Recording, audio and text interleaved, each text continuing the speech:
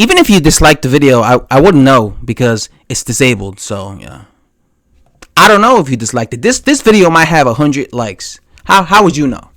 I'm gonna give you a few reasons why, just a few, why Anthony Joshua might lose to Andy this December 7th. Reason number one being he's broken. He's a broken fighter, right? That could happen. Sometimes fighters lose for the first time and they're never the same.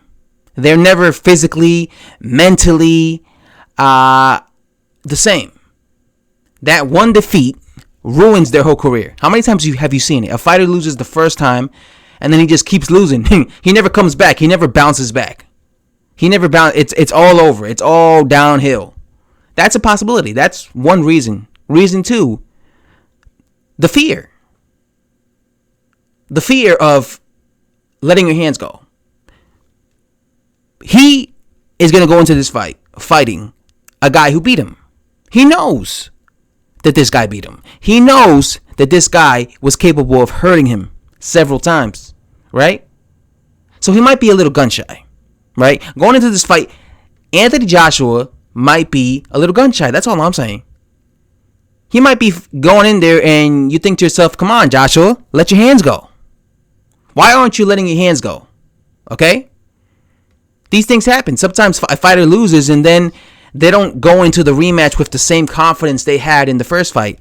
Or they go into the rematch but they're very cautious, right? This might be a thing where Joshua is just not willing enough to take enough risks or to take enough chances. I understand he's going out there saying, hey, I'm not going to be gun shy, but that's just talk. We don't know until he actually fights Ruiz. But that might be a possibility. He might just fucking be way too cautious, and Ruiz is going to take advantage of that. Yeah. Reason number three, stylistically, Andy Ruiz just has his number. There are some fighters that they just have the numbers of their opponents. No matter how many times they fight them, they will always lose to their opponents. Why? Because their style is just a nightmare for their opponents. And that's just the way it is. How many times have you seen rematches where a dude just always loses? Or if he doesn't always lose, it's always extremely difficult for him. Look at how many times Manny Pacquiao fought Juan Manuel Marquez. They fought like 4 times.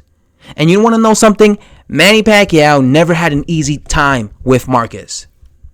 Manny Pacquiao, all-time great, legend, right? This guy has given tons of people hell, has beaten several world champions. Extremely talented Manny Pacquiao, right? Yet, every time he fought Juan Manuel Marquez, it was always a difficult fight. And Manny Pacquiao had improved so significantly, I can't pronounce that word. He's improved a lot. He improved a lot since when they first fought. They first fought in 2004, and Manny Pacquiao was not the same fighter he was than when they fought the second time in 2008. Like, by the time they fought in the rematch in 2008, that was when Manny Pacquiao was like becoming this immortal type of fighter where people thought nobody could beat him, right? They fought the first time in 2004. They fought again in 2008. During those 4 years, Manny Pacquiao improved so much as a fighter. They're going into the rematch. You thought, oh, okay, he's going to destroy Marquez now because he's a way better fighter than he was 4 years ago. And Marquez still gave Manny Pacquiao hell. Marquez still countered Manny Pacquiao to death. Then, of course, they eventually fought 2 more times. And once again, Pacquiao struggled with Marquez and he eventually got knocked out cold against him. Sometimes fighters have your number, your styles. It was Juan Manuel Marquez's style that was a fucking nightmare for Manny Pacquiao. No matter what. No matter how much Manny Pacquiao improved, he could not have an easy fight. He could not just go in there and blow Marquez out in 2 rounds. He couldn't do it. It was always difficult for him. Right? No matter how much he improved, none of that.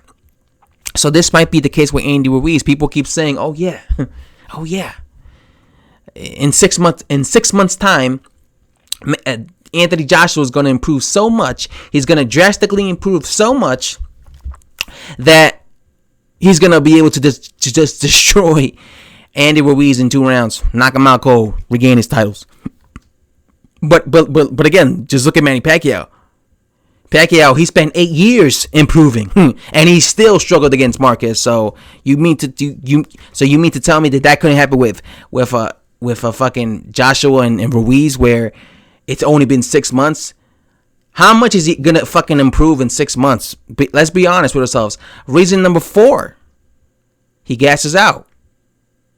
Joshua has always struggled with endurance problems. Right, this guy, you would think, very wealthy, makes a lot of money. You would think he'll have the best of the best strength and conditioning coach, the best of everything. You would think that he would have somebody who could teach him how to not gas out in fights. But for some reason, he doesn't. Maybe he makes poor choices when it comes to strength and conditioning coaches. I don't know. But that's another thing. He could gas out in this fight again. He could be doing good in the first half, but then the second half comes and he starts gassing out. And guess what? That gives Andy Ruiz the opportunity to come in close and hurt him and possibly stop him out and knock him out again. Possibly. Right? That's another reason. Anthony Joshua might gas out. Again. It could be the same fucking shit. He gasses out. He gets caught. Reason number 5. His chin. Joshua does not have the best chin, in my opinion. Right? Every time Ruiz will land on him, he will be all over the place. I don't think Joshua could take punches that good. Okay? I've seen him hurt on many occasions. He might just get caught again. Quick against Ruiz. And then he's hurt and he's dropped and he's all over the place. What if he gets hit with the same equilibrium shot? Reason number 6.